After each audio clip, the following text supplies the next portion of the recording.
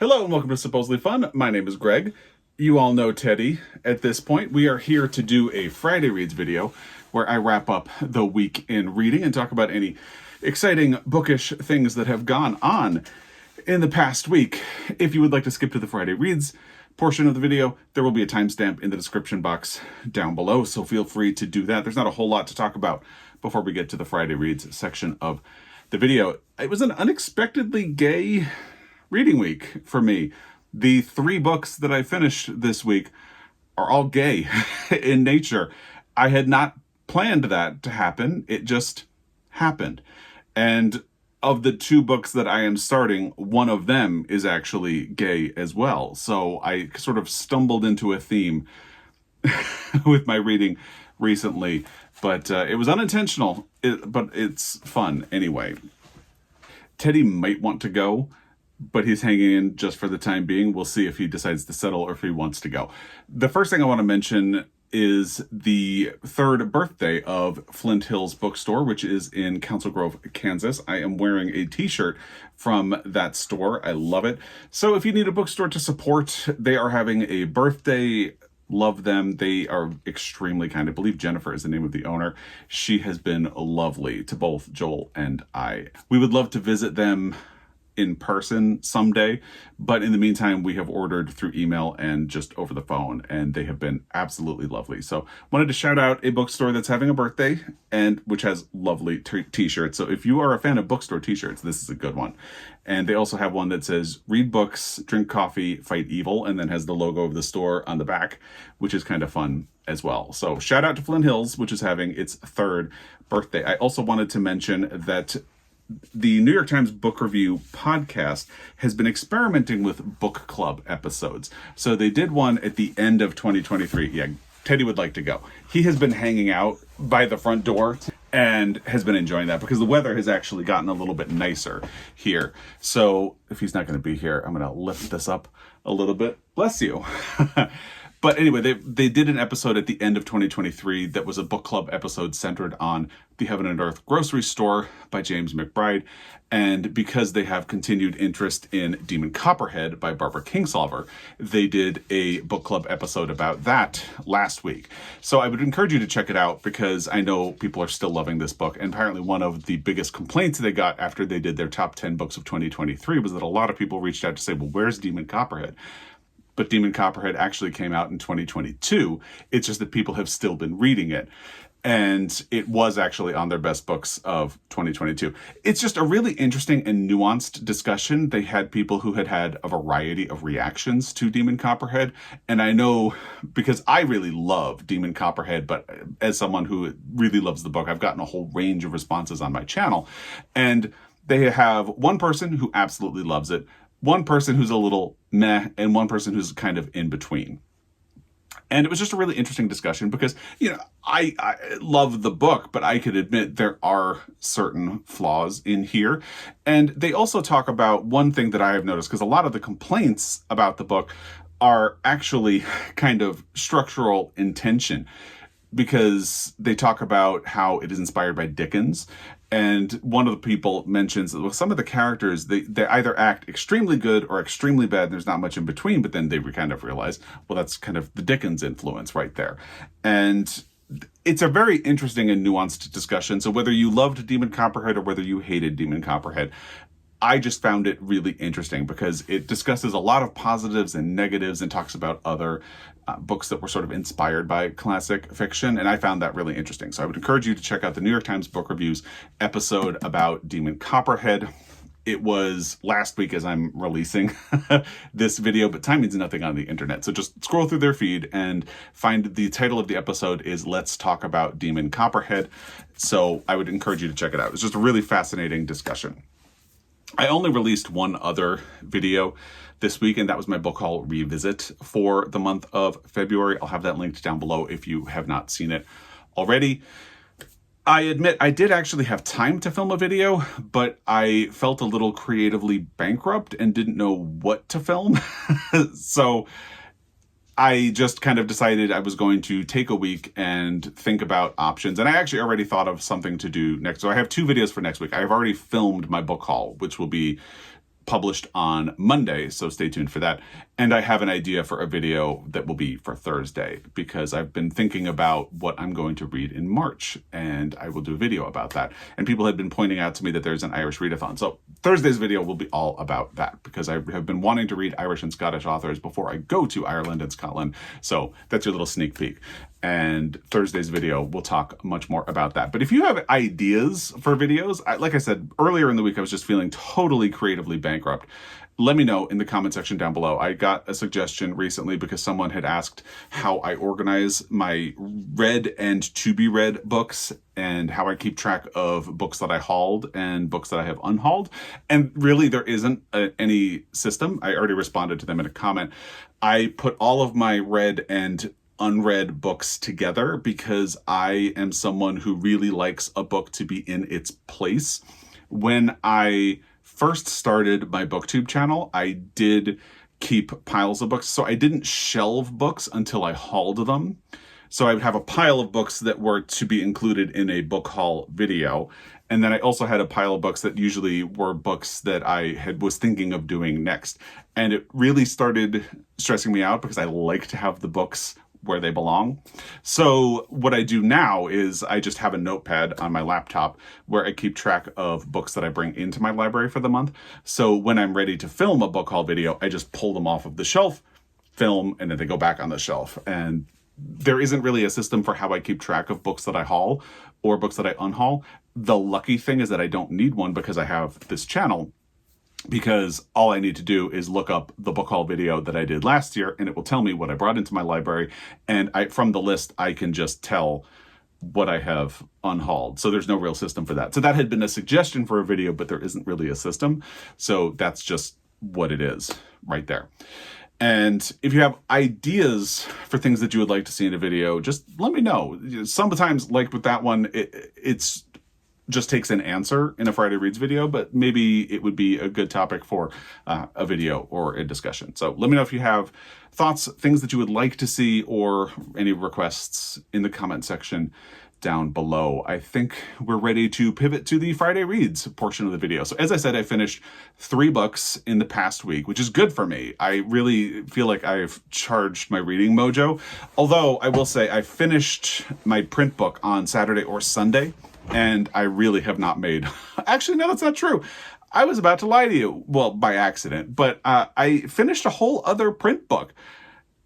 And then I started another book. It's just that it's been 2 days since I finished that last print book, and I've only made it 5 pages into my new book. But still, I finished 2 print books this week and finished an audiobook. So the first print book that I finished this week was One Love by Matt Cain. You're probably exhausted of listening to me talk about Matt Cain, but I am a huge fan. So this is only available in the UK right now, but Joel and I had pre-ordered it from Gaze the Word, which is an independent bookstore in London that, you can guess by the title, focuses on queer literature and authors. And we had pre-ordered from them because we did the same thing with Becoming Ted, which is now going to be released in the United States in, I think, June. So you can pre-order it through the affiliate link that I'll have down below, because I really loved that book last year, and so did Joel. And we really loved The Secret Life of Albert Entwistle, which is faced out on my bookshelf. Can you see it? I think it's right there. Yeah. It's hard to see in the phone as I do this, but yeah, it's faced out on my shelf right there behind my head. And absolutely love that book. If you haven't read The Secret Life of Albert Entwistle, there will be a link to that one in the description box down below. So as usual, those are affiliate links to bookshop.org. If you use those links, you help me out. Otherwise, support an independent bookstore like Flint Hills or Montana Book Company, or request them at your local library, because it's always good to support your local library. This one, there will be no affiliate link because it's not available in the United States, but you can order it from the UK. And if you do, Gaze the Word is a lovely shop. I have had email exchanges with the owner where he has helped ship something to me, and he is a lovely human being for sure.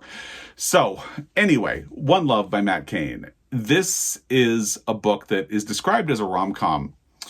It's a very unexpected rom-com, and I feel like I don't really want to talk too much about the form and the structure of the book, or like the directions that it goes, because it was very unexpected for me, and that was kind of a delight. And also, there's a bookmark in it because Joel is just starting it. He just started it last night. as I'm filming this. And I don't want to give a lot away for him either. And I'm so glad he's reading it because I really wanted to talk to him about the book. And we're in a unique position with this one because we read The Secret Life of Albert and Whistle at the same time. He listened to it on audio and I was reading it in print. So because he was doing it on audio, he did finish it slightly ahead of me, but we actually read that one at the same time. When we got Becoming Ted, he read it first and finished it, and then I read it after him. So this is the first time that I have read a Matt Cain book and had to wait for him to read it. And when I told Joel, it's like, I really want to talk to you about it, but I can't. He was like, yeah, now you know how I felt. So it's totally fair. But anyway, it's very unexpected. That's what I will say about it. But the premise is that you have these two guys, Danny and Guy, who meet on the very first day that they arrive on campus to begin college in 2002. And the book goes back and forth in time. The sort of present day storyline is to 2022, where Danny and Guy go back to Manchester for the first time in years. They have not really been back to Manchester in a long time in the 2022 storyline. And they're both single after kind of dipping in and out of relationships. And Danny has decided that he is going to use this Pride weekend in Manchester to tell Guy that he has been in love with him for the whole 20 years that they have been friends. And the story sort of alternates back and forth in time. You have the things that happen on this Pride weekend in 2022, but you also go back to 2002 and see how they met and how their friendship developed, and move forward in time closer and closer to the present to see how their friendship develops over time and the sort of complications to their relationship that develop over time and the unexpected directions that their lives take. And what is most interesting about this is that it is described as a rom-com.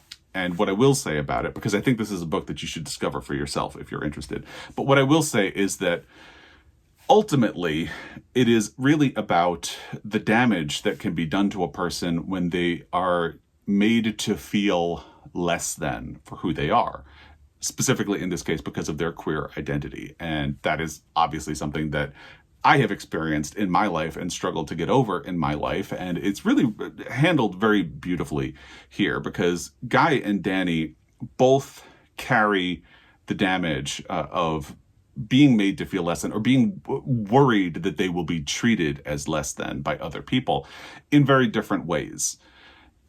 Guy has a sort of perfectionist complex, and Danny is sort of the opposite. He doesn't really believe that he deserves good things. And it's a very interesting way of portraying that sort of story. And ultimately, yes, this is sort of a romantic comedy, but really it's a story about the importance of belief in yourself and love for yourself, and how really it's only when you accept who you are and love yourself that you can accept and love someone else. And it's a really beautiful story. Matt Cain kind of hit it out of the park again to me.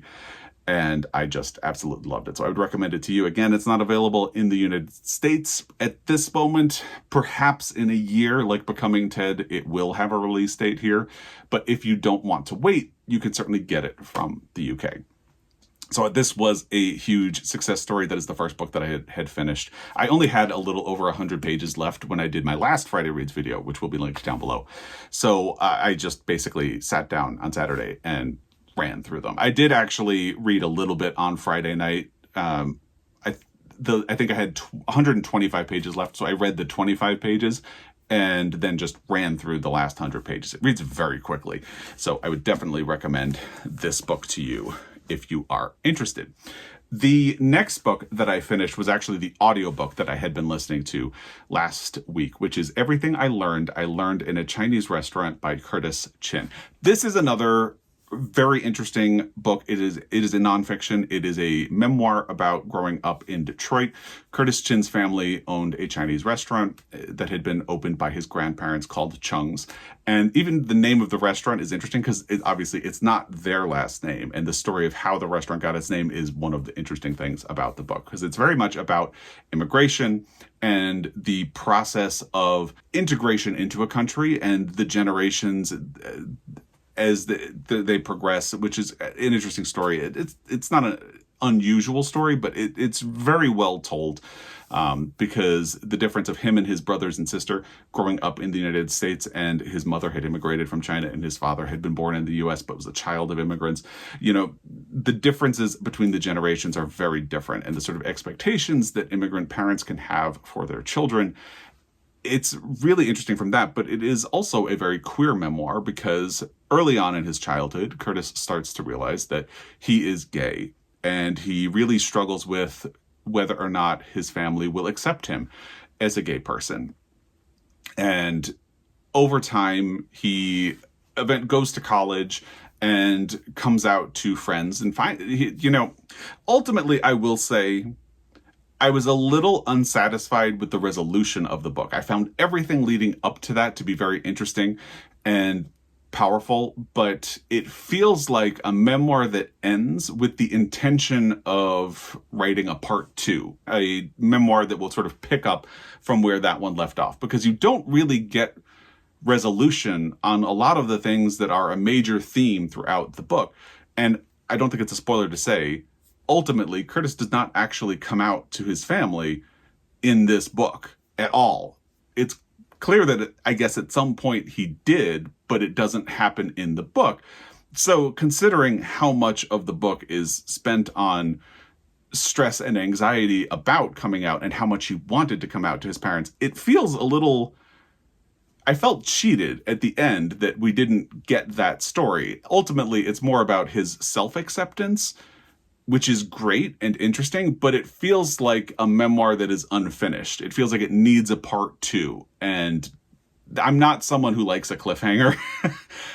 If you're going to promise me a story, I want the whole story. I don't want to feel like I need another book to get the rest of the story. So that left me feeling unsatisfied at the end. However, I would still recommend this book because it is a really interesting story, and it is a really great way of understanding queer identity and what it is to grow up gay and feel like you might not get acceptance or love and wonder what that's going to mean for you. I mean, hello, we have a theme.